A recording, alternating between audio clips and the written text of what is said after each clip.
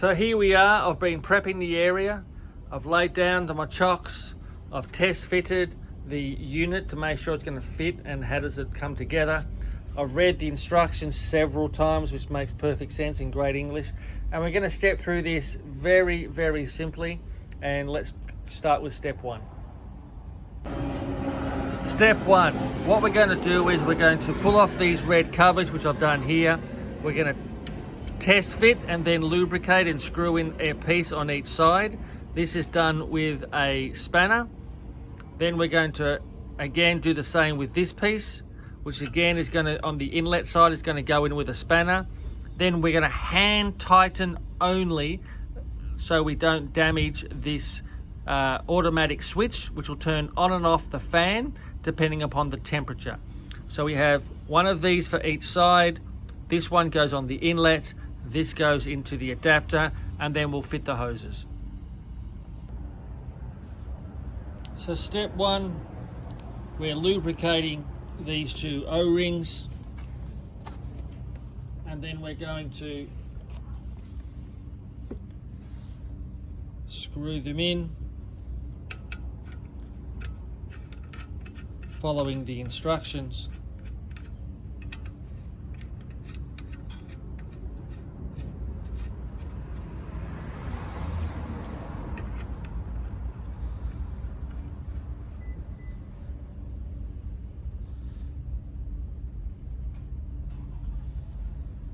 And then I'm going to add in this as well.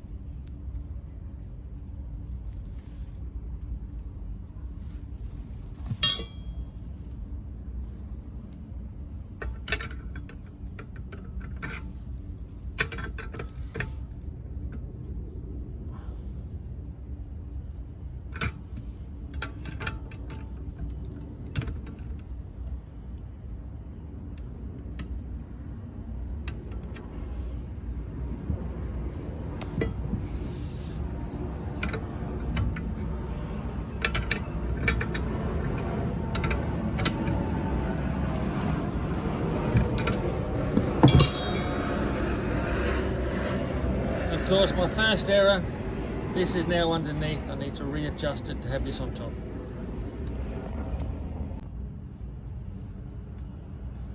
Having readjusted everything, it's now time to screw this automatic switch, temperature switch, by hand, just to get it nice and snug. And that's where I'm going to stop. And here we are under the car, and we're going to show you how the bracket goes in. And as you'll see, it's longer on one side than the other. That's intentional, and it's just the way it's supposed to go. This part hooks on top, and then it will compress with the other bracket, which is here, in like that. So this part rests on top of the chassis, and then this piece will come in underneath like so. It's designed this way to sit out from the chassis to protect all of the hoses and the lines that are there.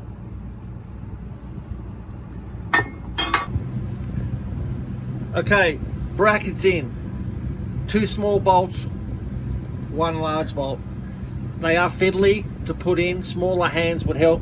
Couple of things that would be really useful for you to have. One is a ratcheting spanner. So a spanner that has the ratcheting element in it makes it so much easier. Secondly, if you have one of these tools to help tighten up, you can get into some of the nooks and crannies. Also really, really useful. Took longer than I thought, but hey, that's life. So here I'm doing some wiring. I'm going to wire it into my existing fuse relay accessory box. I've identified a power outlet that's attached to a fuse. I've measured out the conduit, which goes from here right under to here, down along the inside of the rails, and I'll attach that shortly. So here we have the unit installed, and let's run over a few things. Firstly, if you see here, there are 3 bolts here that can adjust the angle for the transmission cooler. At what angle would you like it? Here I've got it slightly angled to suck in some of the air as it goes along. All of the hoses and the wiring have been tucked inside here, and they run along the inside of the frame. So what we've got here, if we zoom back a little bit, is we can see the way that it's all neat and tidy, and we've tried to tie it into the existing cabling and pipes. Again, as we move down towards the front of the transfer case and the transmission, we can see that the hoses follow the existing lines, and here I've routed them upwards to try and get a better storage and way I secure it, and I'll show you how they go into the existing plumbing at the moment. So you can see these two metal pipes that I zoom in on. They're the pipes that come back, or the lines that come back from the transmission, and I've got the two hoses tucked into them directly. Why is that? Because I don't use the cooling from the radiator, which I can explain if you like in the comments about that. So I've got them straight from the transmission into the cooler, and they're wrapped up, as you can see, around the engine mount with some sort of protection around it, and I'll show you how I do the wiring. Literally the wiring goes straight in and it's really simple.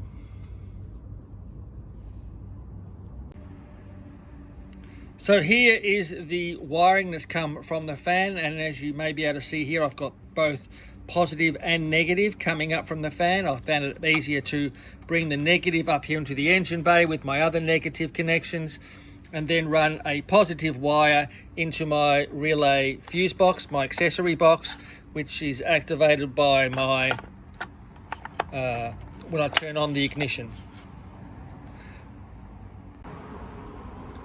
Just to finish off, some of you may be asking why I did this and I didn't put it here behind the grill and in front of the air conditioning condenser, and that's purely because I found the old one was reducing too much airflow, and now I've got much more increased airflow. I've measured it off with an anemometer, and I'm really happy with the result.